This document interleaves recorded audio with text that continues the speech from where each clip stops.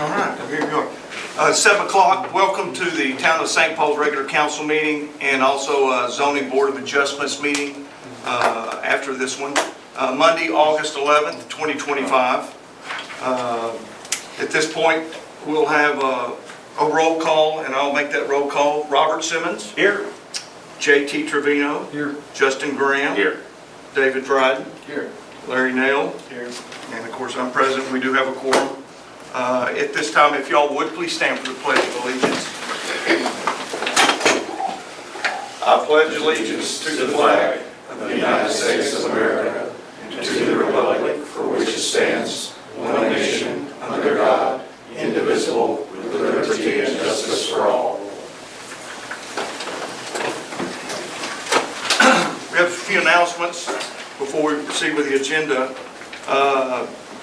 Town Hall is going to serve as early voting place again on election day for the general special election on November 4th. Early voting takes place October 21 through the 31st. October 21 and 24, Town Hall will be open from 8 a.m. to 5. October 27th through 31st, Town Hall will open 7 to 7. And on election day, it will also be open November 4th, 7 to 7 as well. You can also check the election board for times if you forget. They'll have that posted as well. So a reminder that the Town Council will hold a public hearing on September 8th of 2025 regarding the proposed budget and property tax rate for fiscal year 2025-2026. The hearing will take place at 7 p.m. at Town Hall Chambers. Again, that's on September 8th. Residents are encouraged to attend and provide input on the proposed budget and property tax rate. At this time, we'll move to public comments. If you speak, I try not to hold it to the detail to 3 minutes, but if you go long, I may raise my hand and say, please wrap it up. So we do have quite a few people here tonight. Alex, you're up. Please stand and state your address, please. Name and address. Alex Stanley Dake, 2501 Meadowlark Lane. Good evening, Council. I'm here to speak about the importance of code enforcement in our community. For the past 3 years, I've lived next to a property that was essentially abandoned. Grass hip high, a swamp-colored pool, and complete neglect. But I've learned from longtime residents that this has persisted for nearly a decade. The reason it went on so long is simple. Our town has lacked the ability to enforce its own ordinances. I'm pleased to report that this property was recently sold and the new owners are slowly but surely working to correct these issues. They do appear to be addressing the immediate concerns to be good neighbors to our community. Code enforcement isn't about being heavy-handed, it's about protecting what we've all worked for. In a small town like ours, every property matters.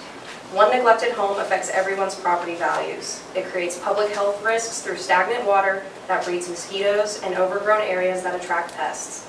Tall grass and dead vegetation pose fire safety concerns, especially near other homes. Having effective code enforcement also means that residents who maintain their properties can feel confident that community standards will be upheld consistently. Code enforcement also supports our community's pride and neighborhood aesthetics. We want our town to look welcoming and attractive to potential new residents. I want to be clear about one important distinction. If the consensus is that our enforcement shouldn't be strict, then we need to change the ordinances themselves, not weaken the enforcement process. Ordinances are laws, each with specified penalties. Code enforcement is simply the process of applying those penalties fairly and consistently. With proper enforcement procedures in place, we can prevent property maintenance issues from becoming long-term problems that affect our neighborhood. Our residents deserve equal treatment under the law, protection of their property values, and a community we can all be proud of. Thank you. Thank you. I appreciate that. Next up, we'll have Ken Lawrence. Gentlemen, I'm Ken Lawrence. My wife and I moved here to St. Paul 17 years ago from Wyoming. I'm here to speak in favor of the procedure and guidelines for code enforcement as approved last month by council. Soon after our move to St. Paul, we became aware that not all property owners take pride in the upkeep and maintenance of their property per code enforcement that existed on the St. Paul books at the time.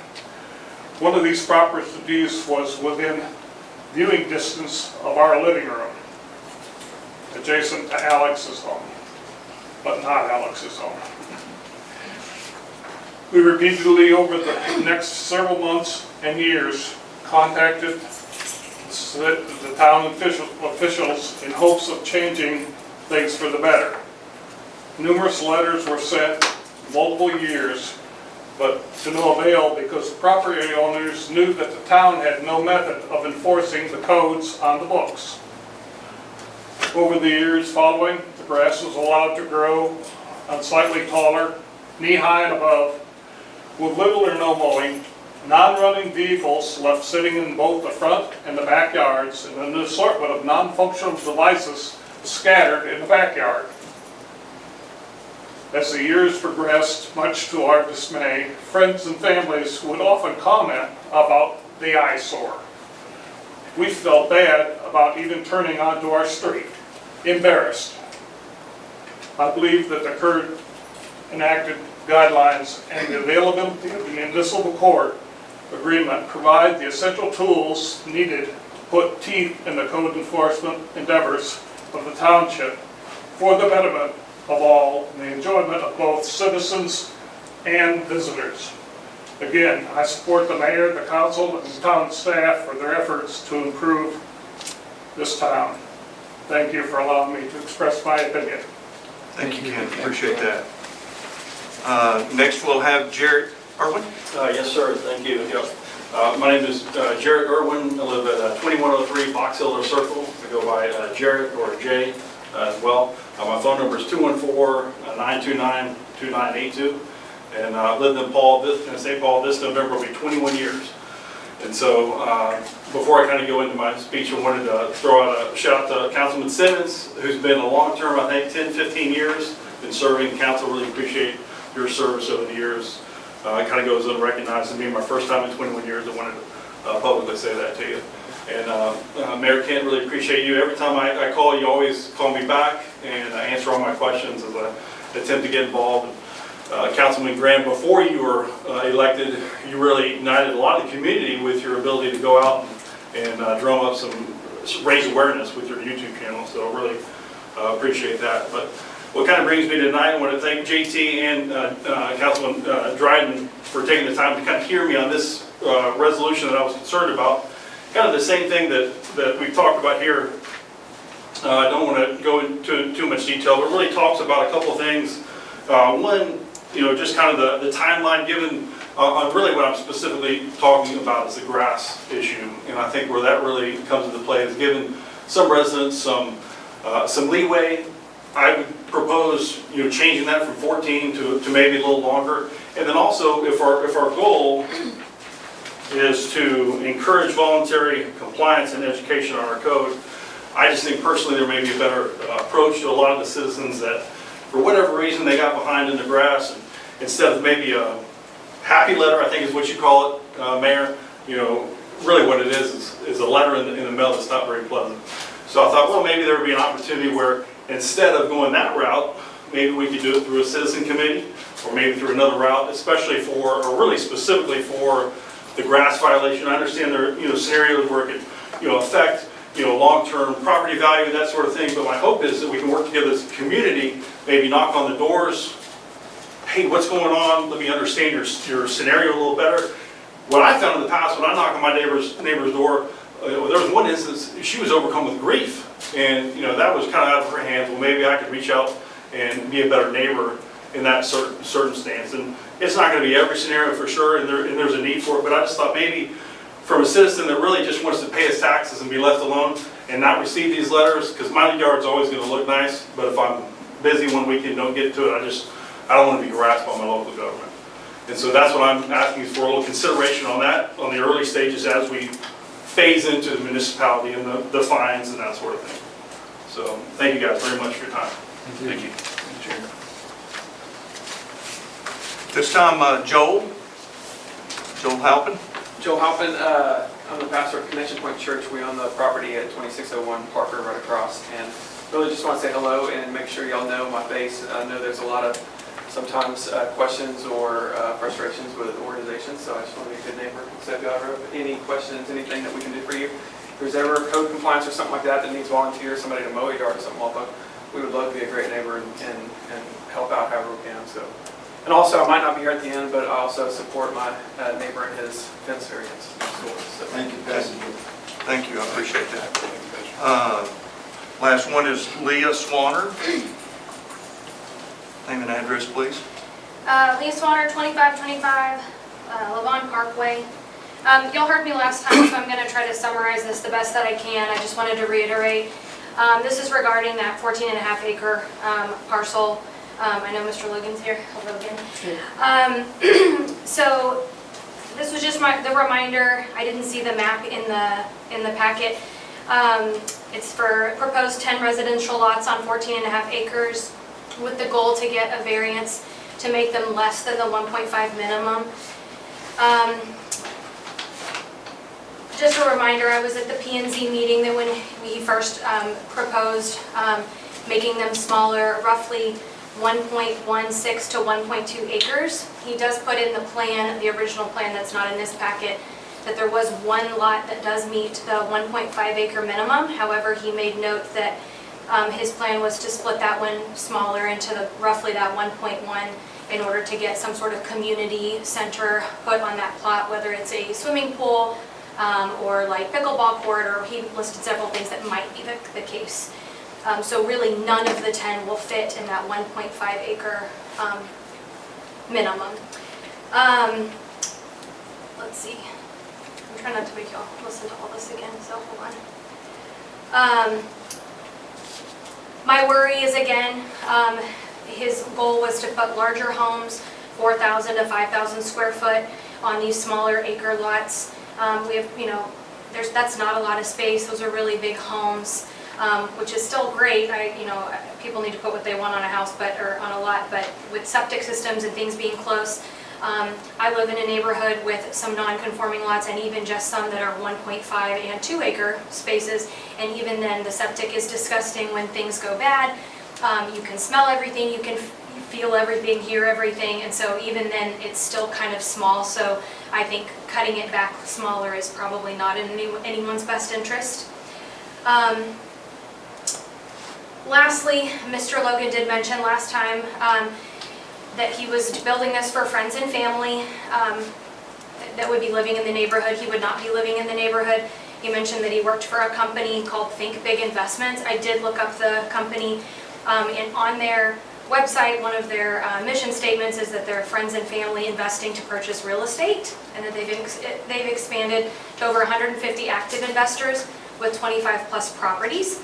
So my worry is this friends and family that are going to be moving into this property, that I don't know that I feel confident that it's true friends and family, or if it's just an investment opportunity for friends and family for them to get the variance to have smaller lots and then sell it off in chunks and make more money, which, to each their own.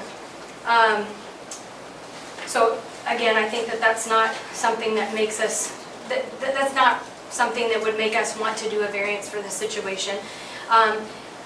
Ultimately, variances and exceptions are typically granted to accommodate legitimate hardships, not to increase density for the sake of investment returns. So I urge all as the council to consider whether this proposed development aligns with the spirit of our zoning regulations and the character of our community. Thanks. Thank you. Anyone else need to speak that didn't fill out a form? Okay, at this time we will close the public comments portion of the meeting. I do appreciate y'all's comments. At this time we'll move on to item 5, consent agenda. You're looking at the minutes from the regular council meeting held July 14th, review of June 2025 financials, and the July 2025 financials.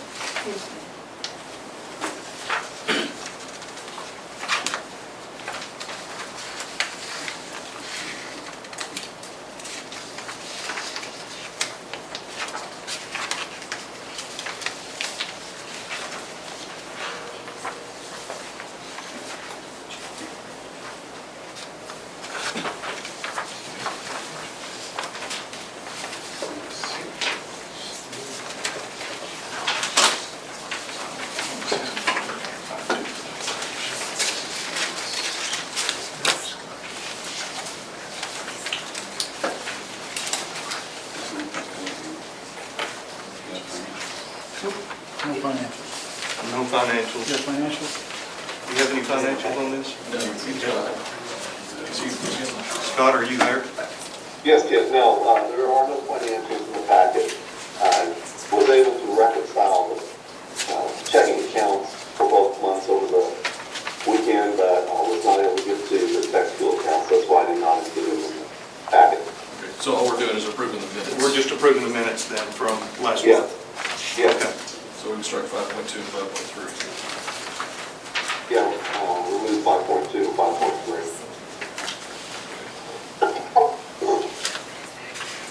I didn't see anything wrong with the minutes from last time. I didn't either. Okay. Do I have a, I move to approve the minutes from council meeting on July 14th, 2025. I'll second. okay, all in favor? Aye. Okay, this time we've approved 5.1 consent agenda.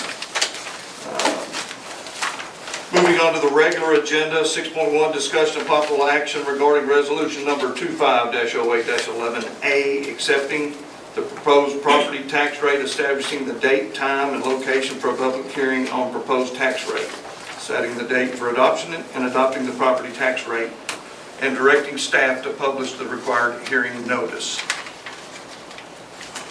This is no increase, correct?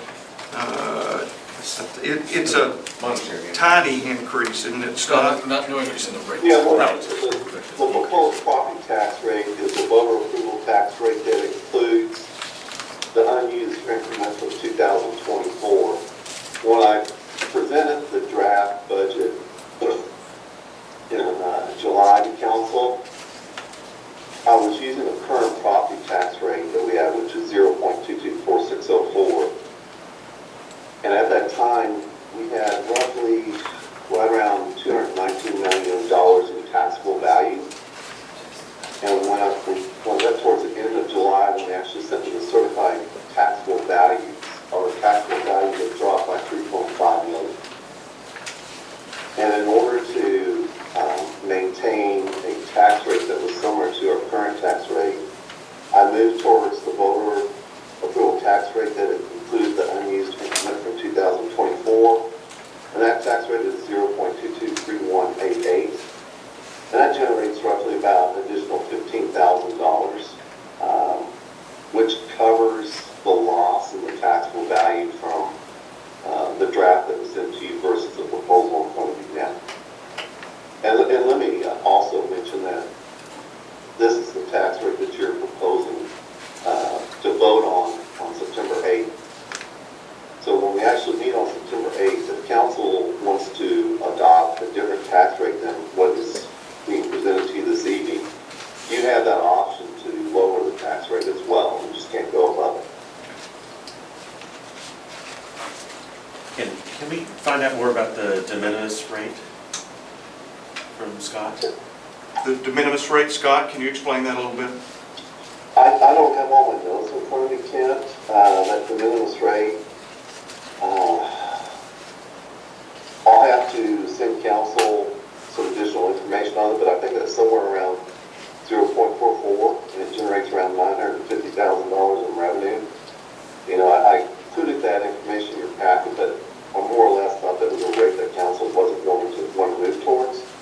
But I can see some additional information on that as well. Yeah, I'd just like to learn more about it because I hadn't heard of that before. Okay. Yeah. Robert is inquiring for more information on it, just as a knowledge base as well. If you could get something to Robert on that, or all of us for that matter. All right, I'll send that out to everybody. Okay.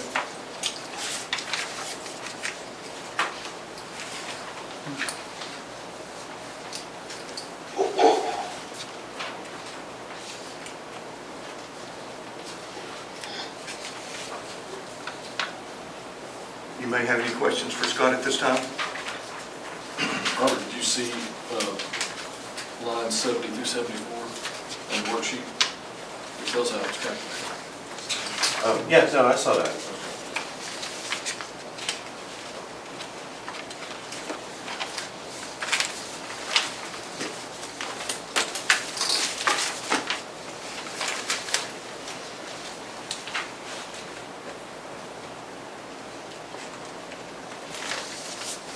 Any discussion needed on it? That's what I'm asking. You gonna need any more time? Somebody want to make a motion on this?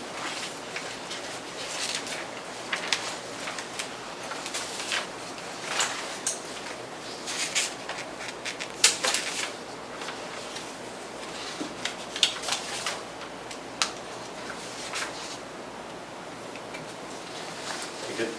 So I appreciate the detail. Again, once again, this is one of the more detailed reviews of tax rates that we've had, in a long, long time. And so certainly appreciate that. Understand that we will be reducing the rate, and that's important. So I understand the direction that we're being asked to consider tonight. So I'm fine with that. I'm fine with adopting the rate of, I'd like the motion to adopt the rate of 0.223188 As the maximum tax rate? as the maximum tax rate. Thank you, sir. There's the full motion on this on page 3. I think we got it, right? Do I have a second? I'll second that. Okay, all in favor? That's got to be a record vote, Mayor. Oh, I'm sorry. It has to be individual. Oh, okay. Larry? Aye. Okay, David Dryden? Aye. Justin? Aye. Okay, JT? Aye. And Robert Simmons? Aye. Okay, it's unanimous. Thank you for that correction, Clark. 6-2, discussion and possible, one moment, you're not taking any of the notes on any of this? Please, I can if you need to. no. Yeah, it is recorded, but Doesn't suffice. just going to do it for you as well, Scott. Okay. 6.2, discussion and possible action regarding resolution number 25-08-11B, establishing the date, time, and location for the public hearing on the proposed fiscal year 25-26 budget, setting the date and the adoption of the budget, and directing the staff to publish the required public hearing notice. I believe we mentioned on that for September 8th, 2025. Okay. Anybody have any questions on that? Has there been any material change in what we've discussed previous meetings? No, the proposed budget is still relatively the same as far as the draft that was presented to you in July. The proposed budget is $991,740. It's roughly a $45,000 increase from the current budget. We do project the fund balance for the year end, the current fiscal year to be somewhere between 2.6 to 2.7 million. The only significant differences from the last budget is that the proposed budget, we did see a slight decrease in taxable value, which I discussed. And I did increase the town's assistant town secretary's salary a little bit more than what was in the draft budget. The property tax still accounts for about 49% of overall revenue, sales tax 40%, and interest earned right around 11%. So those three revenues account for about 9% of the town's budget revenues. Expenses, roads and maintenance account for 25% of the budget. Payroll expenses 22%. Wire, fire, and ambulance service 19%. And those three expenditures account for 66% of the budget. So the budget's pretty much like what was presented to you in July. And ready to move forward.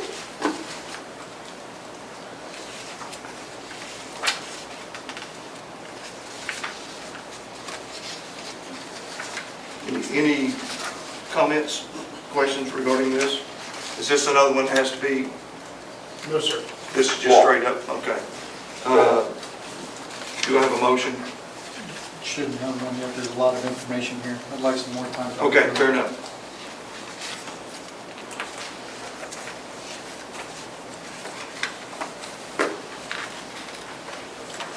The motion really is just to... It's just to approve set the date the meeting for the hearing.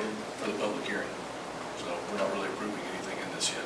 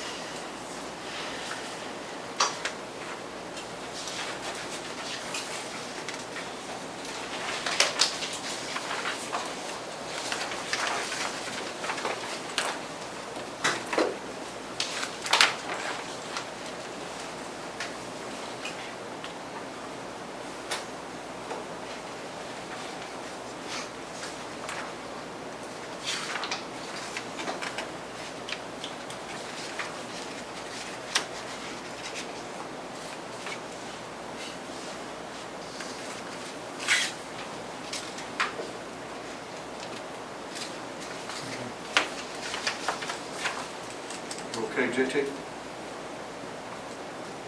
questions?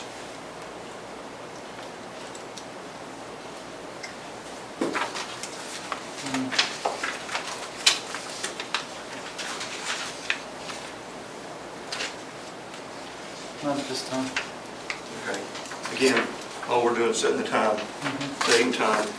So, I move to approve resolution 250811B, establishing the date, time, and location for the public hearing on the proposed fiscal year 25 to 26 budget, setting the date for a vote on adopting the budget and providing for the publication of the public hearing notice. Second. okay, Larry gave a second. All in favor? Aye. Okay, motion carries. 6-3, discussion and possible action regarding the improvements to the Lakeway Drive drainage channel. So I guess this is Yes, sir, Mayor. why you're here. Yes, sir. Thank you, Mayor and Council. I'll give a brief background on this project that's in front of you for consideration. So if you picture the Lakeway Drive corridor, there is a channel that takes flows all the way up from north of Parker. Those flows cross Parker. They flow under a culvert under Lakeway Drive. There's a channel that has had some erosion issues, and then those flows go into Wiley, specifically through the Cascades neighborhood or subdivision. That water then gets managed in the Cascades through the three kind of centerpiece ponds that they have. And then those flows head south just to the west of the area that has also been discussed, just west of the Vista Oaks neighborhood. And then it pops out and then heads down to Lake Hubbard eventually. And the segment of channel between Lakeway and the Cascades is a drainage easement that over time has had some erosion, vegetation, and mainly some severe erosion issues. So much so that a couple of years ago, we actually put a design together to support the improvements that are in front of you today. And at that time, there was a lawsuit that the town was involved in that involved there's two owners on the Wiley side. And I believe that's been resolved. I wasn't involved in that. Then there was the administration change, and so now this is being brought up in front of you to respond to. Back then the project was responding to complaints. Some of the rutting was pretty severe. The town attempted to place some big boulders in there, but now there's been some overgrowth of pretty mature-looking trees. And so what this project does is it cleans that up, it flattens out the channel, restores as close to the original design that the Cascade subdivision that had set for that segment of the channel, and then installs we're proposing two surface treatments to mitigate the erosion. One is called a pyromat, or if the contractor has an equivalent, it's essentially a turf reinforcement system that anchors down. If you picture like a plastic chicken wire stapled into the ground, but not the type that you would find at Home Depot, kind of a commercial strength, something that is designed for that purpose, that can withstand higher flow rates and things like that. And then towards the area up against the Cascades, a Flexamat matting system, which is a series of small interlocked concrete bricks that let vegetation grow. So the idea is that you would, with this project, have a surface treatment that then restores much of the natural character and the rural character of that channel. But it becomes easier to maintain. Both products are mowable. In fact, they work better with some short grass, but now that grass is reinforced by those two products. The design features a few other items, concrete flume down the center.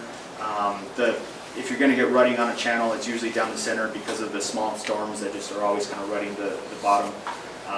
And the project involves poking in a little bit into the Cascade subdivision. just we would need to reach the end of the channel, which protrudes a little bit into the city of Wiley. So Mayor, I know we've had discussions in the past about reaching some kind of a simple maintenance agreement with the HOA. The maintenance on these products are basically mowing, and so it's not anything that where you need specialized tools or anything, but that is a little component that will make the project successful. Do we pay for mowing there now? I'm not sure who is mowing there. So the question is that ditch, and this is for Clark as well, the ditch right down the center is the property line between each neighbor. So even if and when we address that particular flooding ditch, that property, I saw in a budget, I believe, $250 a month maintenance on maintaining it, but that's going to be those property owners that have to maintain it unless we're going to take that property away from the property owners, and I don't think they're going to allow that. So that corridor is a drainage easement, but it's one of those easements that on the original plats, it's just called a drainage easement. It doesn't speak to who was supposed to maintain it, like how a modern plat would. And so you are correct. That was my understanding when a few years ago we first started looking at the project, and back then we understood that the property owners mowed. Now the benefit of that pyromat is that can continue because you can't tell the difference from the surface. It'll just erode much less. And so that's still an option. What Scott had asked me to do though was just kind of put the worst case scenario together just so you have all the information. If you did in the future take over maintenance, then that would be my best estimate of what hiring a contractor. You know, these might vary. If you have a contract in the future that mows a lot of the town, and now that drives down the cost. So it's my best estimate based on hiring a company to mow that area. But you are right. There's some flexibility on how to set that up. Do you know the percentage of Wiley's property line versus St. Paul's in that project? If you could break it down out of 100%, what is Wiley's percentage on that? Sure. Is it 10, 20? Yeah, not more than 10. Okay, because Brent Parker in Wiley had explained to me that if and when we go to this project, that he would be willing to pick up their portion of that repair. Yes, I remember we had. As far as that goes. And And so we I could haven't reached quantify out it. to him as well, and he instructed me that the HOA has been kind of hard to get a hold of, but he said come straight to him. He said it's still Wiley. That's great. And we had actually reached out to them back when we were designing the project, and they saw no issue. Back then we were going the route of a temporary construction easement, but I think a simplified agreement, memorandum of understanding, whatever suits the need. It seems like the party is open, so good to hear that you have an actual contact that will do that. According to your drawing, it looks as if this Flexomat, the majority of it is on Wiley, not St. Paul. Much of the Flexomat is So 10% being Wiley doesn't make 10% of the cost. That's correct. So I would have to put pencil. I was thinking of the linear. But I'm length. just saying, if Wiley is offering to pay for their portion that's on Wiley property, it's a significant percentage of this proposal. Yes, that's true, and that could be quantified if we needed to insert that amount in the agreement. The Flexomat is up against that area because the Flexomat has more capacity to prevent erosion, which that area is the worst area. Yeah, but just for the record, that's not Yes, St. Paul. noted, yeah. Yes. And if we, And that was a year ago as well, so things can change. I'd have to reach back out, or you could to Brent Parker. yes. But I mean, we're talking, half of the proposal is just that material. It's the more expensive material, sir. Which is Yes, not- noted. Which is not St. Paul. And have you been by there recently by chance? Yes, Scott and I drove out there, and it seems like it got mowed. Yes. So that'll help, definitely. I just wanted you to be able to see Yes, I what did it see looks it. like, yeah. And I went on both sides, to the town side, and then kind of drove around through the Cascades. Cascade to side. kind of get a handle on it. There are still some good-sized trees now, and so that's factored into the opinion of cost that somebody will have to get rid of those trees. So could we even do anything without Wiley addressing what's in their city limits?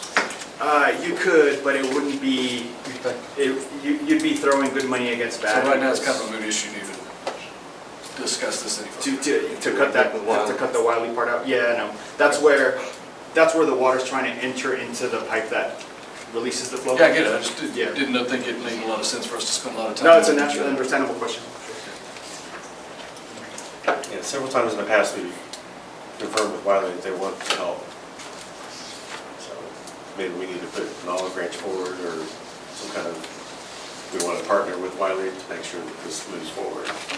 Do you mind reaching out to Brent? No, I can give him a call again and see if I can set up a meeting and bend his ear and see. 'Cause it's not a small thing on their part. No, I think they understand that as well. They did back then, because they were also involved in the lawsuit, I think. That's my Mentioned understanding. I don't know all the details, but that's Yeah. my understanding. So they're aware of it, and They're very so, aware. yeah, I can reach back out to Brent, and we'll see what they're willing to do or not willing to do. So,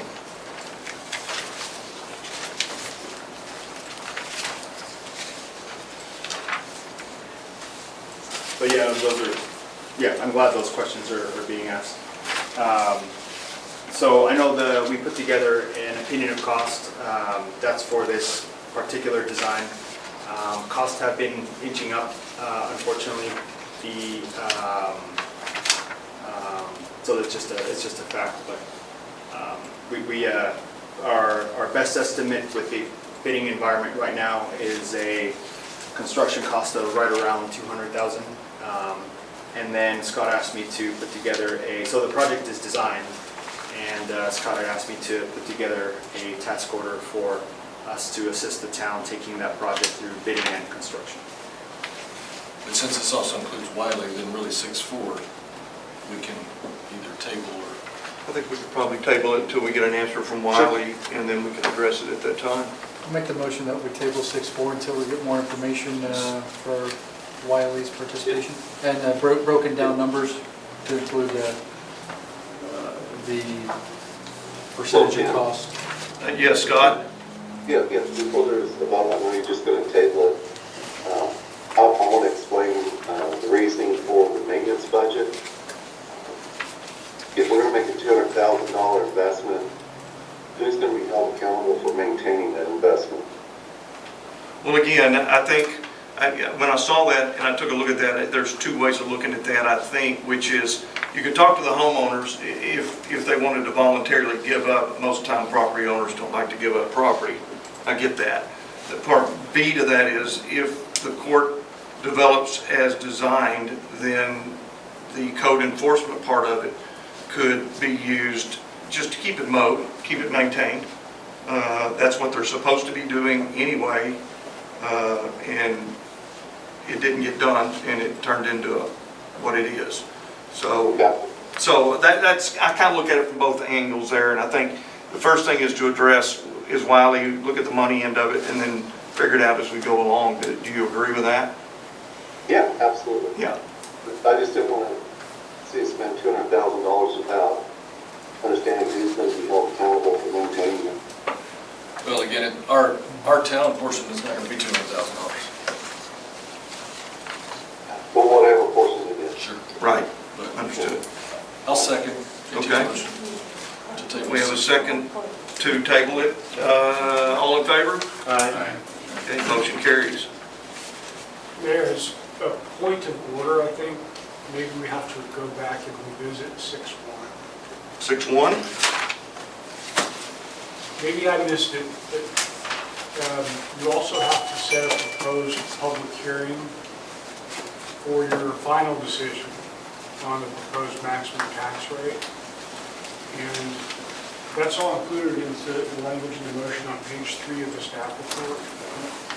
But I'm not sure that date got included in the motion.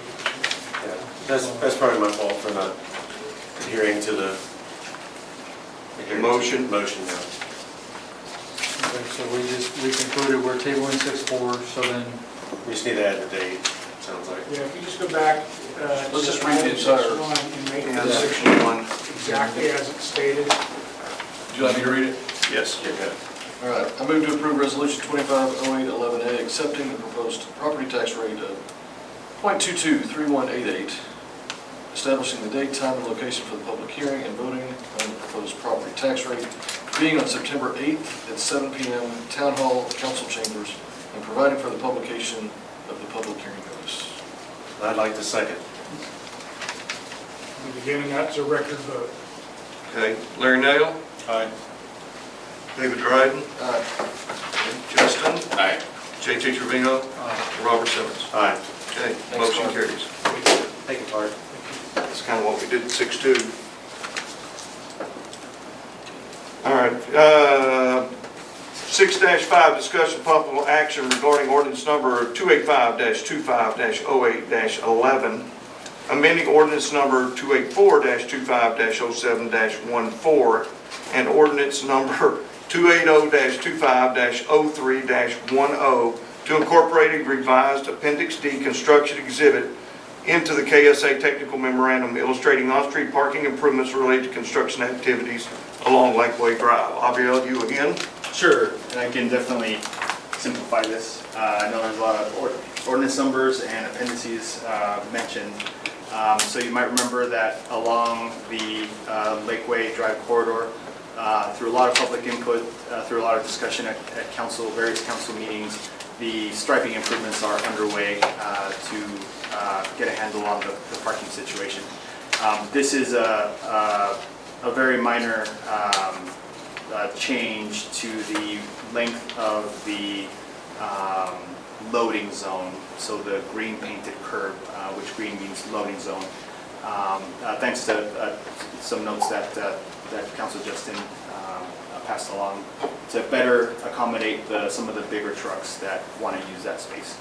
And so it doesn't affect, it shouldn't affect the cost or the time, but this project has been discussed at council, and so Scott wanted to make sure to bring it to council to just make sure everybody understood what the proposed minor changes.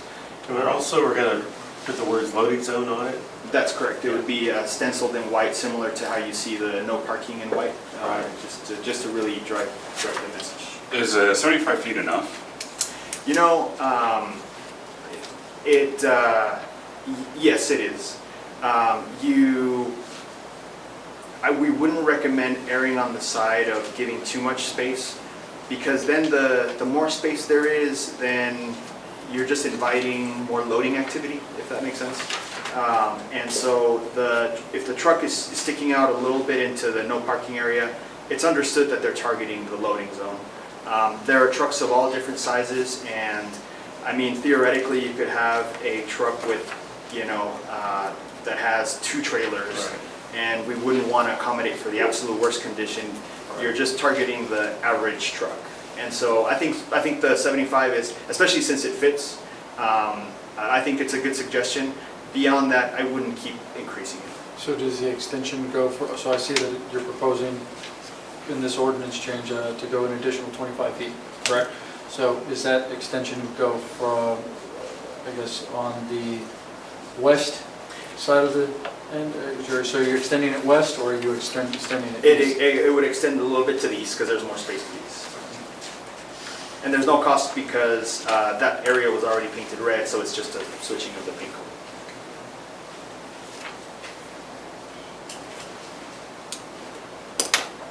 Comfortable with that, Justin? Yep. Any more discussion?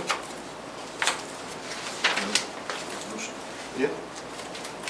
Do I have a motion?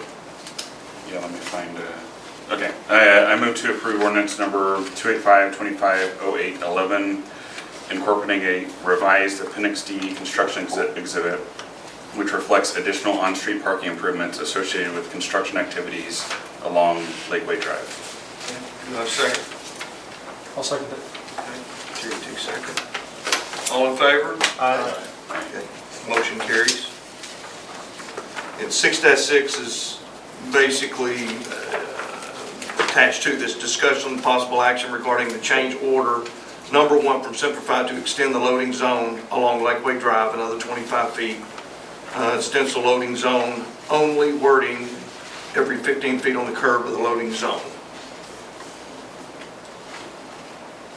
Seems kind of high. Yeah, it seems steep.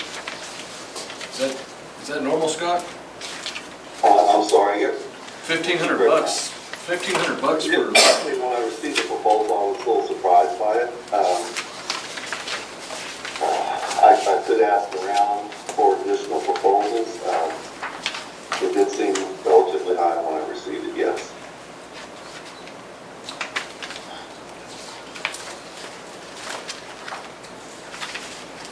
so defer action and have you reduce the cost, see if you can reduce the cost? Sounds good to me. Well, I can't find cost any less than the 1,500, obviously, authorization to move forward with Silver 5. I can call the other two vendors who submitted proposals originally, in addition to Silver 5 for the entire project, and see what they may charge. But this is such a small project for anyone to come set up. I'm assuming it would probably be significant cost, but I will at least reach out and see what someone else may charge, and then let council know. But you've asked Simplify to reduce and they refused? No, I did not. I did not ask them for price to reduce. No, I have not. Would you do that? Yes, I will. Do we want to table this to next month? I think we empower Scott to try to work this, so we can move. I would authorize not to exceed the amount that's in the contract, and then I'll just verify if Simplify is really willing to reduce the cost, and I'll reach out to a couple other vendors and see what they may charge, and share that with you as well. See, But at least give them a maximum amount to work with, and we'll go from there. I'd like to say, just an itemized, maybe there's a cost per foot. I'm sure there's something like that that's there if they have it, because it's just a general. No, it's right here. It's just additional 25 feet of green paint and 5 4-inch loading zone only stencils every 15 feet. That's the change order. Yep. That's, Here's what I'm saying is just go ahead and approve not to exceed, and have Scott work with them to see if they. so I get that, so we don't have to wait another month to do it. Right. So what amount do we authorize? 15 if it's excessive. Yeah.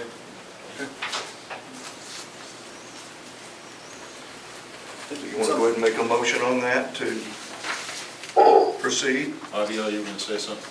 Yeah, I guess I may have misunderstood. I wasn't aware that there was this action item today.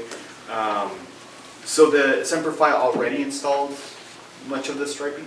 Yes, it's all there. Okay, so they're charging to remobilize. Understood. Oh, okay. I'm sorry, earlier in the previous item, I was thinking that they hadn't actually gotten. Which to is that. why I was asking for an additional broken down sheet, just so we can see the cost. So they're having to come back out? Yeah, Okay. that's probably a big part of the cost. Okay. Yeah, to remobilize is unfortunately Okay. I get it. asking them to come back. So I'd like to motion that we move forward with the change order that's been sent by Simplify, of $1,500, not to exceed, and have Scott ask if there's any way they can accommodate or look at other options. Okay. Do I have a second? I'll second that motion. Okay. All in favor? Aye. Okay, motion carries. Thank you. 6-7, discussion of possible action regarding an amendment for the need something, Scott? No, I'm sorry. Oh, okay, that's fine. Discussion of possible action regarding an amendment for the fiscal year 2026 Collin County Jail Services Agreement.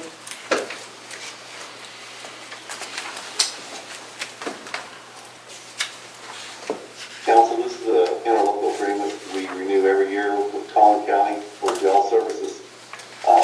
The cost is going up to about $152.18. When we do utilize the service, current fiscal year, they were charging $127.80. This is the service that I haven't been able to find any records where the town has actually had to use it.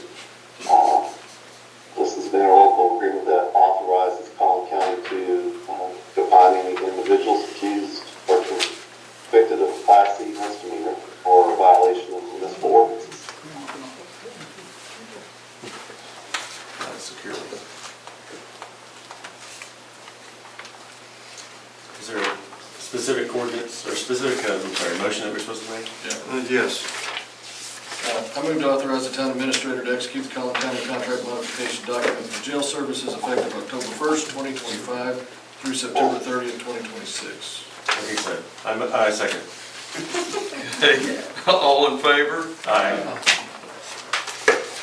Motion carries. 6-8, discussion possible action regarding an extension of the service order with Texas Data and VoIP Security, TDAV in other words, for the town's phone system. Council, again, this is the same service we've had for the past 3 years. This is just a renewal of our current contract for another 3 years at the same rate. I don't have my memo in front of me. I think it's right around $188 per month.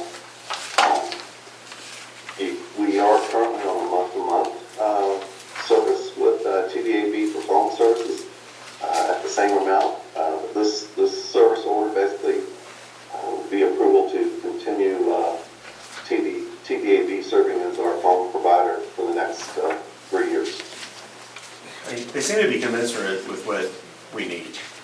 They're maybe not the top-notch, biggest guys in the world, but neither are we. So I'm kind of happy with them. What do you think, JT? Have we had any service issues? Scott, have you had? I think Alex is in the She's here. audience still. I'm not certain if she has, but I have not. Okay, she's shaking her head no. And then She's not had you it. work with them some, right? And so we've had some interaction with them to get records and find out what's going on with emails and things like that. And They're responsive. They seem to be responsive, yeah. And we've had good service with them. This And is in fact, just, better this is than just phone though. It's only phone. It's only phone. Oh, my bad. Okay, so it's only phone. Voice over IP, no issues. Scott hasn't experienced any issues. So. Okay, any further questions? Is there a motion? I'm going to try this one. I move to authorize the town administrator to execute the renewal of service order with T-Dave for the term of 36 months. I'll second that motion. We have a second. All in favor? Aye. Motion carries. That was the struggle. 6-9, discussion of possible action regarding a proposed residential development encompassing 14.5 acres, property ID 285-6617, including the potential of 10 residential lots. Did you want to speak at this time? Yes.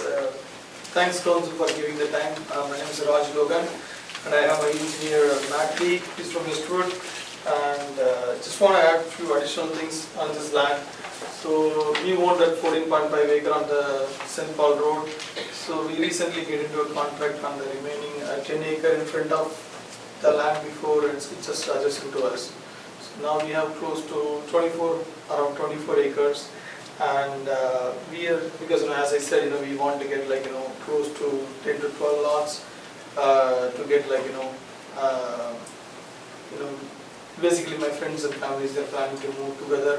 So that's why we are trying to do it. So we just got those additional land also right now, trying to get into the contract and to buy it so that we can put it out what we want. And along with it, we have a really lake and marine access close to that land. So we also kind of proposing, because the land what we are buying for a higher price right now, we are planning to buy the 10 acre lot. And our development cost and all comes a little bit higher, so we just kind of want to get we have a couple of options that we want to check with the council. One is that getting it on the front edge of the St. Paul, adding some conventional store or retail store, and along with that the acreage homes on the back, and that's kind of one of the option. And we have a couple of other options. I just talked with my engineer and I got it. So maybe I'll just give this one, just take a look. I have a few copies. So just for clarification, so you said 14.5 acres, and then you said that you had acquired 10 acres? Yeah, that's in the contract right now. Okay, so you do not have it at this time? Yeah, it's in the contract to buy. So you do not have it at this time? No, the land is Have you under. paid for it? No, it's under the contract. So I want to see is that it's that something is doable, otherwise if that smaller lot. So it's contingent upon? Yes. Can I ask something? So Originally, the planning and zoning, which you brought before them was the 10 acres? 14.5. Or the 10 lots? Yes. Okay, but now that may change, so is So it now- really- is now it I- really worth discussing tonight? No, I have a couple of options because, I really want to, because, instead of going to the 10 acres, because I want like 12 homes, So, I so. mean, isn't this going to come back through P and Z It would have to. anyway, so? Ultimately, too, I think what Raj is looking for is general direction, because there is a whole process, like you said, to follow. Sure, It's just but which path. but now we're talking about a lot of unknowns with potential 10 more acres and needing to go back through P and Z. So I'm just wondering if it's worth wasting any of our time tonight discussing this. Nope. So, I mean, I'd rather not discuss it if it's got to be all redesigned and go back through P and Z. Yeah. I'd like to see it go through P and Z and allow P and Z to present it. I mean, so that's the proper way. It's got to go through P and Z and then brought to us. So anything we share with them tonight is not. Yeah, any kind of. It's not going to be beneficial to you. It's got to go Yes, through P and Z. correct, yeah, any input, like, that's, like, because, I really need to know, I think, right now I'm in a due diligence on that land, so if that's something, I want to see how city want to work with it, like in the model of proposal, what I'm trying to get it. If there is a potential opportunity, maybe, I would just go ahead and buy that land as well. Yeah, I would just encourage, work with city staff on, conceptual stuff and then bring it, go before P and Z again. But I think we can. Okay, then how about, like, the other, one quick question is, like, the land what we had before. So if we, let's for example, if I come with the 24 acre of the land, and I'm getting like close to 16, 17 homes, acreage homes, it might be like roughly 50% of them are going to be a 1.5 acre, and remaining 50% might be 1.15 acre, something like that. So right now you're asking for suggestion, so I think I don't want to speak for anybody, but it's in my opinion that what current ordinance is 1.5 acres. So Yes, it's so good to go off of 1.5 acres right off the bat. So you can, anything below that is not within current ordinance. So it would require a variance. At that point in time is when you would be presented through a Board of Adjustments. Well, or a developer's agreement. Right. That if you're in the middle of buying other property, I agree with Mayor Pro Tem, we probably should hold off. Agreed. So I'm motion we table. Okay. I'll second that. Okay. All in favor? Aye. Okay, motion is tabled. Catch all that, Scott? Are you tabling it to a specific date, or are you just wanting it to go back to P and Z? P and Z. Just back to P and Z. So I want to table it, because tabling it, you're basically saying it's coming back to you, and typically you give a date. Just no action? I would take no action. Okay. I propose no action on 6-9. No action. I second that motion. Can we go back, can we just go back like that, Clark, Can we go back and, and change our tabling to no action? Legally, there's not really a difference Right. Okay. between the tabling and Because you have to pick it back off the table, and that could be any time in the future. I just think So, all right, just leave it. leave it as table? Let's do it. Okay.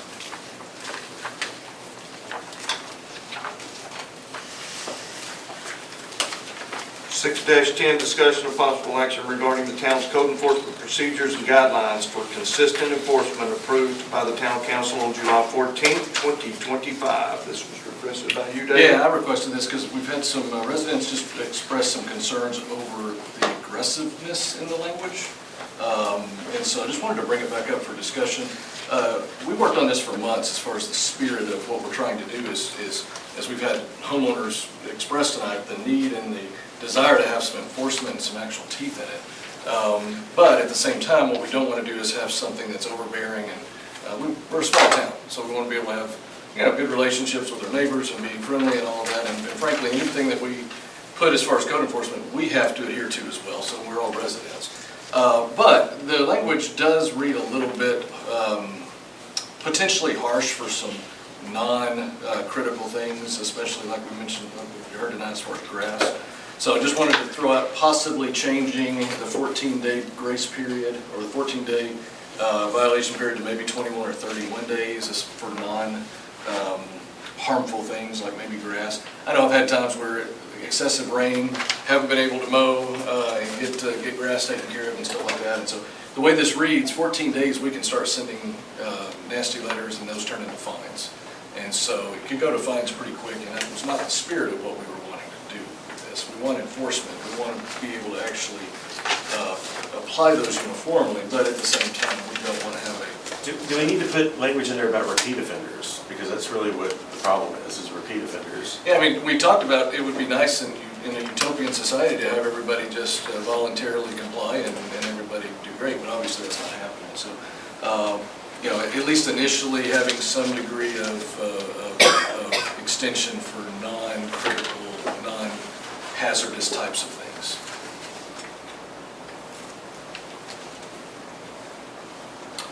One other option also is, again, it does say that they can go to fines and pretty quickly. Another option would be to possibly just, if a homeowner feels like they're being targeted, which I don't personally see, but if there is a concern over that, they possibly give homeowners an option to come to talk to council before a fine is issued. If they want to ask for grace, or if there's some kind of extenuating circumstance, we've heard of potential grieving or something like that, just give them an option before it goes to being harsh fines and penalties, where they can at least come and make an appeal to council. I know originally when we discussed it with Travis, it was 14 days and for the first warning, if you want to call it that. I call them happy letters. Then it was another 14 days for a second one. And then it was another 14 days, which is a 45-day window before any kind of violation or anything like that came to. Now, what it says right now, if a violation is confirmed, discretionary courtesy notice of violation will typically be issued in 14 days. Correct. After that, at the officer's discretion, they could give some extensions, but pretty much it's right now, it's just saying at the officer's discretion. So there's not as much kind of grace as... Well, you just opened it up for discussion. I'm just saying that originally... I'm just telling you what's in there right now. It was, the way we've always done it in the past with no enforcement was 2 happy letters before Travis ever got involved, and then he could send one with a lot more gritty language in it and try to get compliance that way. So if it's just one warning at 14 days, then yeah, we've changed that system a little bit, even with enforcement tools behind it now. So it may be something you want to revisit. Are the happy letters? Because it sounds like they may not be. They're just code violation letters that are very, check a box. For high grass, you have 14 days to remedy, blah, blah, blah. When I was helping with code here, I would always put a second notice on it, and it looked just like the first one. And sometimes in the comments, I would even put, please reach out to City Hall for a remedy. Yeah. Try to get them to contact town staff and say my mower's broke, We or may need to working on say it. explicitly in those that we'd love to work with you, let us know how we can help, or something like that, so it does soften the tone. It sounds like they're kind of harsh. I mean, they're being read harsh. Text is always hard because... But my personal opinion is one notice 14 days and then goes to a fine is too strict, especially for a town that has never had code enforcement before. Right. There is no grace period at all. It's just hammer. That's just a personal opinion. Yeah, Sure. I think that's true. So are we in agreement that the spirit of what we're wanting to do with this is to be able to have enforcement, but not be heavy-handed where... It needs to be with, high offensive or repeat offense, situations. So after like 30 to 45 days, or somebody who repeatedly over and over again. So, I mean, I don't want to take the teeth away from the repeated, because we do have some landlords in the town that don't do anything until they hear from us, and then they finally hire somebody to go mow it. That's been for as long as I've been on the council, but we're their notification center. Correct. For whether or not they need to mow the grass. So those, the repeat offenders, I think that we need to be able to still have the teeth to go after them, but for regular residents, we need to be careful. And most of those are the commercial properties. Yeah. I don't care as a council member to get copies of every letter that goes out, but if there are repeat offenders and 2 and 3 letters, then I think we ought to be able to see those, and so that we have some kind of say in what needs to, what kind of enforcement we need. So maybe we just need to put language in there about repeat offenders, Well, now you have to define repeat. or more than 2 in a row, or something, or more than 2 over a season, or something like that, you know? Gord, do you have any take from the cities that you work with? The 14 days is consistent with state law. It doesn't require the code enforcement officer to issue a citation at that point. It allows the code enforcement officer to do so. And they do have discretion in working with citizens. But if the council wants to extend that time period so that there's no question, so that the code enforcement really, the officer cannot send that citation. There's nothing that prevents you from doing that when you go original. So that would be like a policy over the top of the original ordinance. It's a policy decision. Okay. Made by staff, Council. council or staff? Policy decisions, always council. Council. So maybe we give some grace to first-time offenders. Maybe that's how it happens. Well, we talked about we were going to need to be doing that anyway, because all of a sudden we're going to be Yeah. sending Right. fine letters out, and where we've never sent those out before. And I do think that we need to be explicit in the happy letters to say that something to the effect that we want to work with you and that, Please reach out. you know, we understand there may be circumstances, please reach out to us, you know, so that it softens the verbiage, because you need to be very ornate with those kind of verbiage when you have text, because they can't hear your voice and they're just reading a letter, so we need to be careful about that. Are you hearing this, Scott?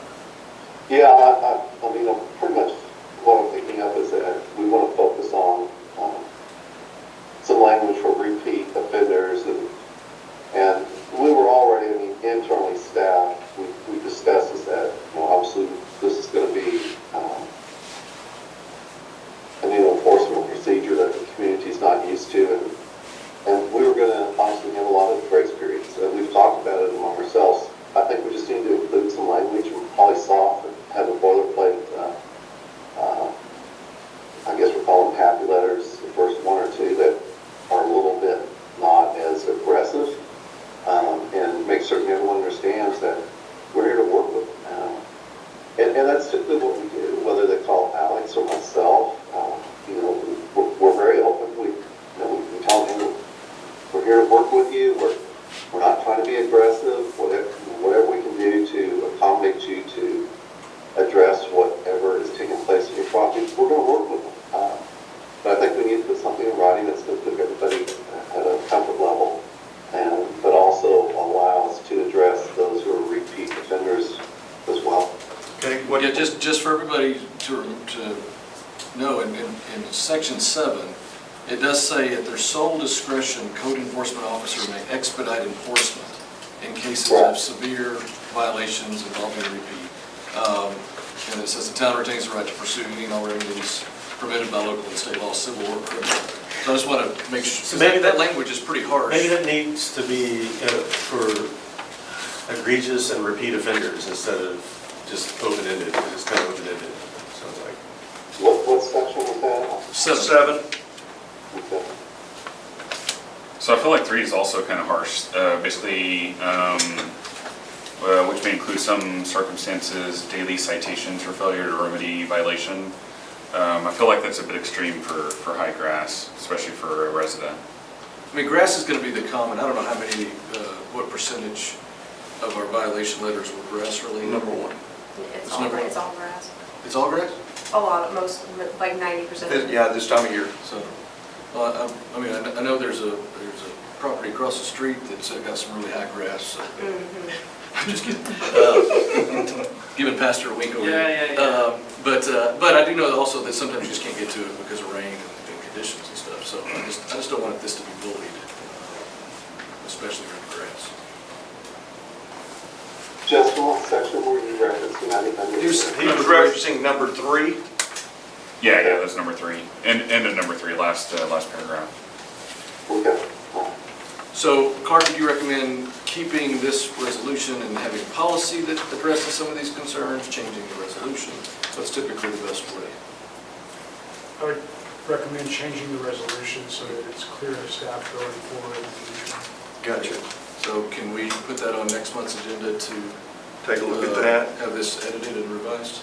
Yeah, could you take a look, Scott, at something like 14 days between first notice, second notice, and third notice, maybe? I don't mind, I mean, we've got Travis going around, or whoever's going to be code enforcement, right now it's about twice a month, right? He does half the town once a month. Right, but so. The whole town once a month. Okay, so if he drives by and sees somebody high grass, it could just be a point in time. I get it, a letter goes out. So softer letters with much more, gentle language. But then what is it, 30 days he'll look again?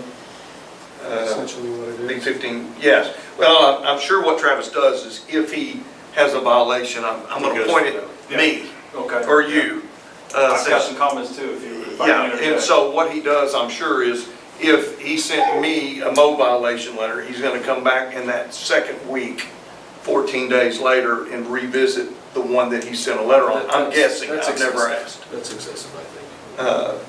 Then that would be for a second warning, not a fine, and then it could go to a third one, which would be 45 days from the original onset. But that's not stated in here. Yeah, No, It's- we need to put it in there. So. that's what originally we've been doing. All right, but that's And- not what it says. Correct. So we need to update that. Yeah, the other, the flip side of it, and I do want Jarrett to be able to talk, is that the flip side of it is if you have a landlord and they know they can wait 45 days and you're gonna have a jungle out there. So it seems like there's some kind of, Well, I if think- you're a repeat offender over a course of a year or something like that, or if it's egregious where it's, I think they're 4 feet tall, we ought to be able to. There's That's language in there Yeah. on that. Yeah, so for commercial property, it's 7 days, for residential, it's 14 days, which But is it's typically. Yeah, Is a but tenant so landlord do we know which situation? one of these Yeah. rental houses are rental houses? I mean, you don't But really that'd still be know. residential, not commercial. Right, yeah. I don't, it's in my opinion that I don't think we should discriminate against commercial and residential. It just needs to be, Flat out. Would that even hold up, Clark? You can treat different classifications of property uses differently. okay, so, okay. Okay. Could we recognize Jarrett? Yes. Yeah. Yeah, I guess, my issue, again, is, 14 days, and definitely understand the issues here, not really referring, but more just the tone of, we're going to send out happy letters, whatever, soften the language, but, I've been in St. Paul a long time. I mean, we're not turning our neighbors in, hey, they got a problem, we're going over there, hey, what can we do to help type deal. And so my suggestion was, hey, why don't we, instead of, creating all this extra power and giving it to our code enforcement officer and our town administrator, hey, let's get whatever, 30 days, whatever grace wait, and then let's bring it through maybe the citizens. I mean, I know there's a group of citizens that would be willing to go through and, we're going to have those 5, 10, 15, a-holes or whatever that aren't going to mow it, but there's probably, some women out there that maybe they lost their husband, or maybe, they just got too much, and we can team up with the church, and we can really serve our neighbors, and I feel like that there's a good opportunity for us, as small as we are here, to do that instead of, empowering code enforcement, hey, 15 days out, let's hammer them, let's have a little grace, let's work together. And then, there's going to be those, few that are going to go 60, 90 days. Well, we can put those in a different category and really escalate those through the, court process. But the other ones, I'm thinking a lot of them can be serviced, with ourselves and our community, helping out, that type of deal. And so that's all that I wanted to extend that grace. 30 days. It's a private property of a homeowner. What business has the government to tell them what to do on their private property? And what I think it isn't. That's my understanding. The letters need to be softened, at least the first 2, I guess you could say. 1 or 2, Yeah, we're asking them to reach out to the city so that we get an explanation.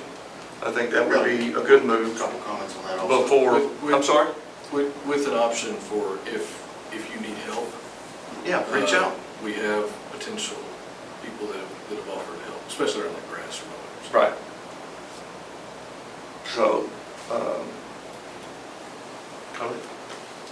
do you have a comment? If I could. Yeah. My neighbor moved in early this year. He doesn't have an order yet. He hires it out maybe once a month, maybe. I've mowed for him. I get rat pressure all the time from his property. Killed 4 rats just mowing it one time. And I've got them coming into my garage. So I mean, 30 days is still waist high. He's got Johnson grass that's up to my head sometimes. So just depends on what kind of weeds they have and what kind of pressure it affects the neighbors also. I would also like to add some comments from the city's perspective, if I can. Well, one, I have talked to Travis about this subject, and he is 100% on board with working with people. He does not want to go straight to fines. He's always been happy to work with people, and he is happy to continue doing that. I do agree that in the letters, we probably need to elaborate more on that so that people do know that it is an option. But also, trust me, I would love to live in a community where everyone wants to help each other, but that just really isn't the reality. I get numerous calls weekly from people complaining about their neighbors, and it's the same people over and over again, and it's the same neighbors, and it's the same feuds. And people just don't always want to talk to each other. They don't feel, I don't know if it's they just don't feel comfortable doing it, or they're just scared of the confrontation. But you know, do you keep track of that volume? I mean, if it's the same habitual kind of a thing. Typically, because when I get the complaints, I send Travis an email on the weeks that he goes out. So there's somewhat of a trail. Now that we have the SharePoint tracking system, there will be more visibility on that. I also do keep a report of the code enforcement reports if you ever want to see those. I've sent them to Justin a few times. So if you ever want to see the repeat offenders, and you know, if you want me to add that to Scott's monthly report, we can do that. Our monthly reports? Yeah, I asked Yeah, for we those a can while back. definitely, we can definitely do that. It's really easy. I can start putting them, it's really easy. Where was I going? Or even emailing them out. But yeah, I mean, yeah, and you know, I would be happy if people want to volunteer to help, that's great. You know, like have them call me, let's put a list together. So that when I do have somebody calling and complaining, you know, about their high grass, their neighbor's high grass, or you know, they can't do it, then I can have a resource for them instead of just, well, we'll give you more time. You know, it'd be nice to actually be able to offer a solution rather than just extending the time. So happy to do that. To me, we soften the letters, we make sure that we do something in the ordinance, or I'm sorry, in the resolution to address repeat offenders and egregious offenders. And the rest of it, I don't know that we need to change because we're not going to start fining until 30 days anyway, right? As I understand it. Well, the way it's written is 14. Okay, well then maybe we change that to 30 days. 14, it says it could go to fines. Could go. Yeah, that's So right. At discretion. And as much as I understand what you're saying, I think that for residential, we extend that to 30 days. But, you know, we kind of balance. That we can, Yeah. I don't want to call you, that now we can separate. Right. That way I don't know, I think that's a good compromise. So. At least for, you know, a trial run, Right. you know, so we have something, we can always dial it back Right. if we need be. Again, going from nothing to Yeah, something is a very, Big jump.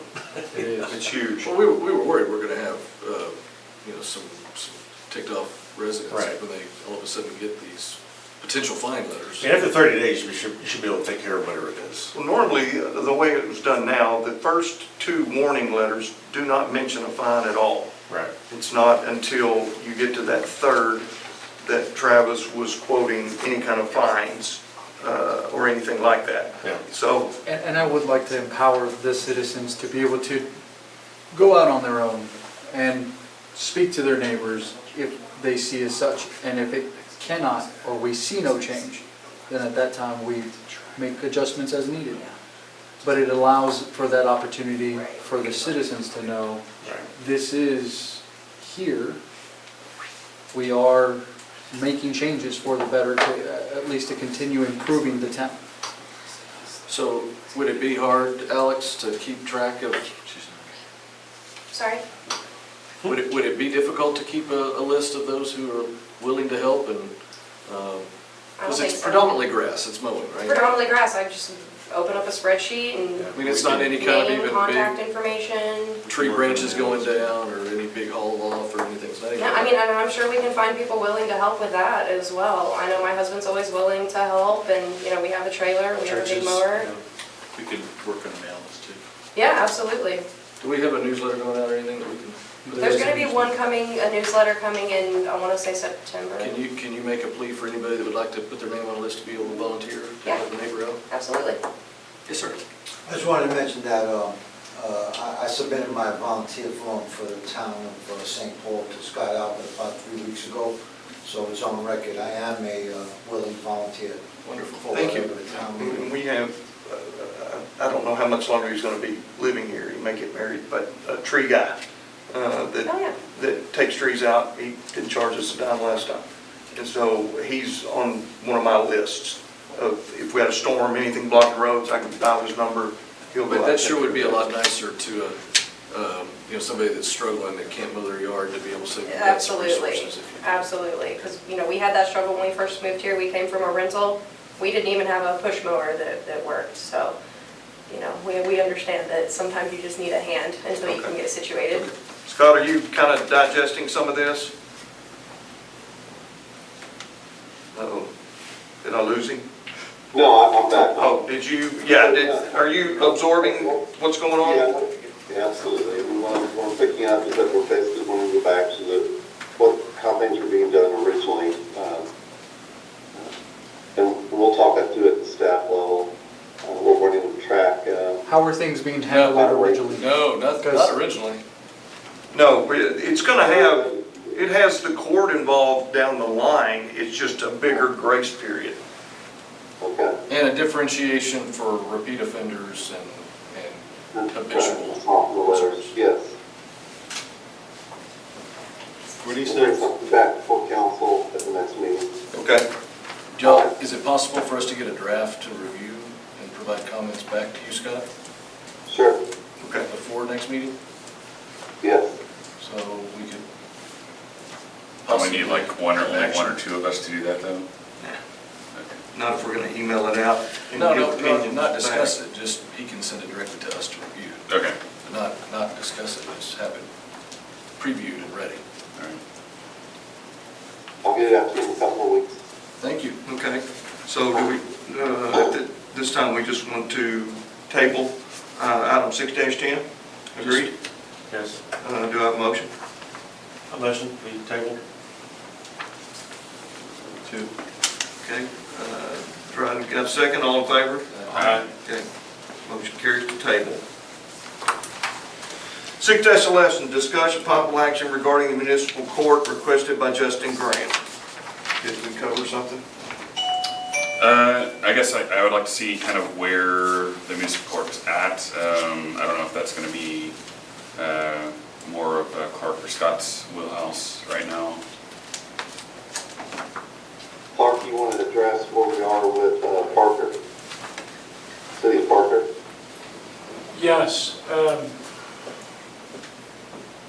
We've got, I think, basically 2 steps left, and that's getting these written oaths signed, the written oaths taken and then signed by the judge and the prosecutor. And as of a few minutes ago, I think there's now going to be an issue with that. We've been trying to work with their city attorney and the prosecutor, 2 separate lawyers, and so it looks like we may be running into a roadblock on that. And we'll need to make a decision about whether we just want to move forward without those in place. Is there a reason that we have to have them? Yes, but I prefer to talk about that in closed session. Okay. Understood.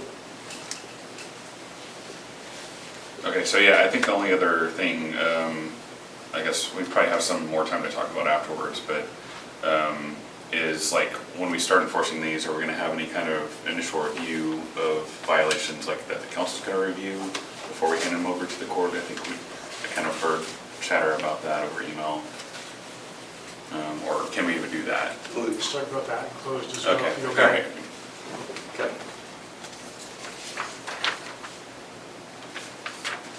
So that's No action taken on this. What was the response, Kim, from Clark on council reviewing? We're going to discuss that in executive session. Okay, all right. Okay. All right. No action on 6-11. 6-12, discussion and possible action regarding Stalker radar LiDAR requested by JT Trevino. So I requested this be added there. If you see in your packets, there's a quote for a LiDAR. After speaking with multiple Collin County deputies, if this is what they use, this is what normally, I guess, multiple municipalities, this is almost standard operating equipment for LiDAR. If the town of St. Paul were to acquire one or maybe possibly two, we can reinforce the Collin County deputies to swing by on a checkout basis and run LiDAR at no additional cost because of a time convenience, because now it gives them a reason to come to the town of St. Paul. I'll hand this down just so you can see it. And that's a minimal cost. There's another town already doing it, right? There's several towns that do this currently. Several municipalities from here all the way to Pantego, so all the way to Arlington is what are utilizing this. So no interlocal agreement. It's, hey guys, I have a LiDAR here. When the Collin County has a lack of funding for it, the municipalities provide it on a checkout basis. We can have a key card access where they can just access it from, again, a secure location. And they would check it in and check it out. And as they're coming into the town, it gives them a reason to come into town to utilize it for their shifts. And then they get to utilize it and provide enforcement for the town. And it's a one-time expense. How long does this last? They have a shelf life of 5+ years. It comes with warranty on there as well. 24-month warranty at no additional cost. So you'll see the cost for it is $27.75. Yeah. And of course, that would be tax-free. We'd be providing our documentation for that. But I asked them to further break it down. So those numbers to the right, $25.50, 83 times 2 for the batteries, $157. I had them break it down for us. So we didn't have just $0 figures there. And the accumulated cost, if we were to buy it individually, would be $29.99. So we get a discounted rate at $27.75 as buying this package. Actually had first-hand experience utilizing it after speaking with the county, with the deputy. Showed me how to use it, and it is accurate. It's the same one they're using now? It is the same one they're using now, and it's come by recommendation by multiple Collin County deputies. So what that gets us is every couple of days they come in the Reinforcement. town and they'll be In the town. In the town, in the area, gives them a available. reason to come into town, not just because of reactive situations, but because of proactive situations. We have an item that they utilize, and it's to their benefit, and they can stick around. And we're confident they would utilize them. And we are confident they would utilize them, yes, because there's a shortage of them. So they go out of their way to check these out. This is to check out and do things elsewhere, not to harass St. Paul residents in their residential Correct. streets. Correct. This is not targeted, it is, hey, this is part of doing our job. This is a more secure way of doing their job, because it's more accurate, it's LiDAR. So it is a point and shoot, and get your speed, and provide any other type of enforcement if necessary by proxy of being here. Presence is key in most situations. And I would think that we have a lack of presence, or lack thereof presence, because we are a less Populated area. Yeah, we're a less populated area. So they only get to use that in St. Paul? No, they check it out. They can check it out. So that it would be hard to confine them to just St. Paul. Because again, if they're in the area and they have to respond to a call, well, they have the span of Collin County. Yeah. Right, so I'm sure if we wanted to put constraints, I'm sure that we could do that. That would be policy and procedures that we could come, but step one would be, As long as we could keep up with it. Yeah, when that's they fine. check it out, know who's got it. Right, and again, it could be by way of key card access, which I think we already have that, or by passcode access, which we already have security features built into that we can utilize that are here at St. Paul. So is the goal with this be more just like speed control or just having a sheriff Well, in the area? It's both, right? So I don't want to make this sound so demeaning, but I have coffee and donuts, come on by. And you come by and now I've got a vehicle, I've got a Collin County Sheriff or deputy present in the town of St. Paul at your convenience, because you're coming in for equipment to check out.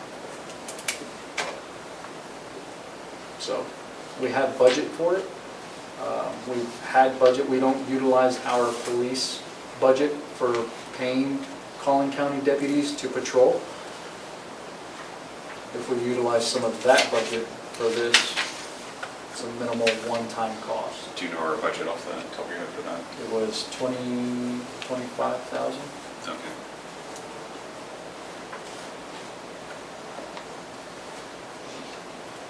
Any questions? I did search others. I did research other LiDARs. However, this seems to be the more robust, and they are local. So Richardson, right? They are in Richardson, and they're adopted by most of the municipalities in the area.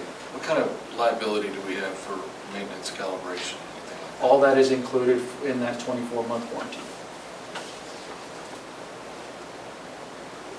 So So it's a small cost just to see if it helps get Presence. presence. here, make our town safer. Right, so Quicker response Yeah, potentially. as long as we don't check it out indefinitely, they need to like bring it No, back. no, right, and Yeah. so, Because otherwise they just check it out and it's gone for like 3 months, you know. and I did You know, ask, we need to make sure they bring it back like maybe Nightly. next So- nightly, yeah, so that that's- would be good, I so think. that's actually how it's done currently on that checkout basis, is on an as-shift basis. Yeah. So the officer or the deputy would come in, check it out, Right. and then at the end of their shift, they would swing by and check it back in. Or the next, I mean, we're not open all the time, so maybe the next day, but I Right. mean, it needs to come back or something. It needs No, to be in use of in this area, general area, I guess I should say. So, and also, we probably should look at, you know, what we need to do for Collin County to see if we can get an agreement like Lucas had to where they come more often. Because right now, They're they're actually really not paying proactive. No, we are, because it's convenient. And if we make it a little more convenient, then we get a little more presence. They could assist us with some other things we did. Right. Yep.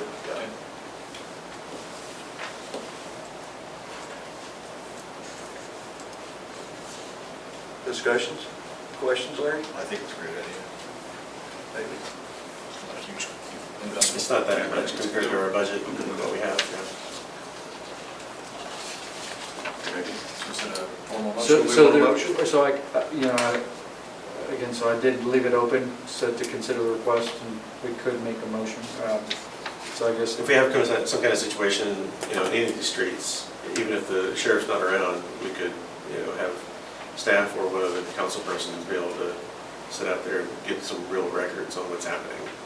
If we have people racing up and down the streets, so even if the sheriff's not involved, it'd be good to at least have data. that we can- Metrics. Yeah, metrics and That's a data that we can possibility. look at and talk to. Right now, we have no way except, well, look, they're going fast, they're peeling out the wheels. You know, that's not really admissible. And this isn't necessarily admissible either, but at least we have something we can show. so I'd like to propose, or I'd like to make a motion that we buy a Stalker LiDAR radar for the cost of $27.75. Do I have a second? I'll second. Okay. All in favor? Aye. Motion carries.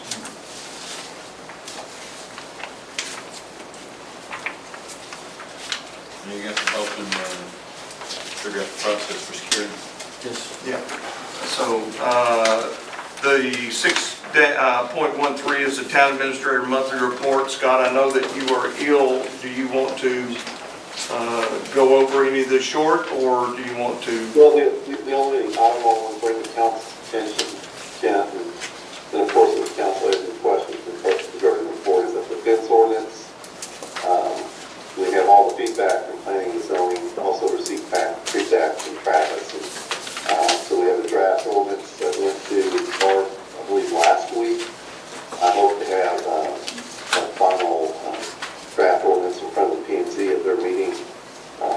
week is my goal, and then hopefully in front of council by your next meeting in September.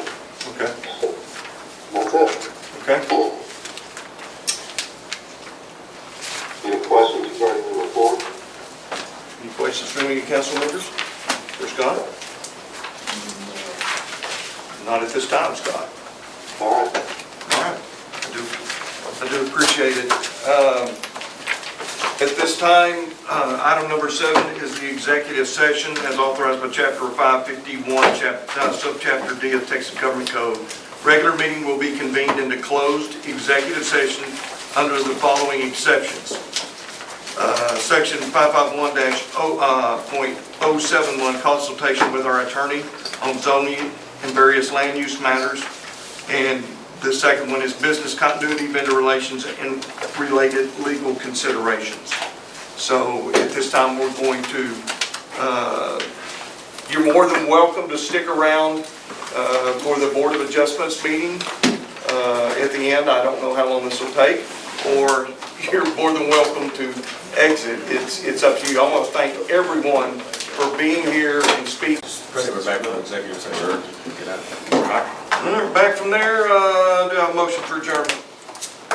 No, we've got to start the meeting back. Oh, we hadn't We started? got to start it back before we adjourn it. We're back into regular sesssion. Yeah, we're back in regular session for the executive session at 9:53. The next item is adjournment. I'll make a motion, we adjourn. I second that. Okay. Aye. Aye. Okay, all in favor? Please. Who was the first? Me. Okay, David. So Scott does need that for the minutes. Yes.